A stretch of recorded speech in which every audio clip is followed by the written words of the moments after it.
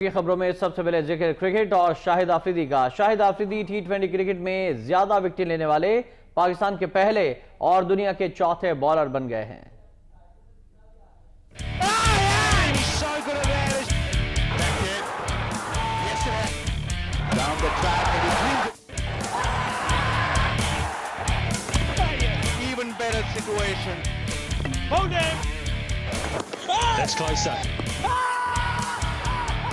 शाहिद आफरीदी टी20 cricket में ज्यादा विकेटें लेने वाले पाकिस्तान के पहले और दुनिया के चौथे बॉलर बन गए। उन्होंने बांग्लादेश प्रीमियर लीग में ढाका डायनामाइट्स की नुमाइंदगी करते हुए रंगपुर राइडर्स के खिलाफ मैच में 2 विकेट लेकर ये एजाज हासिल कर लिया।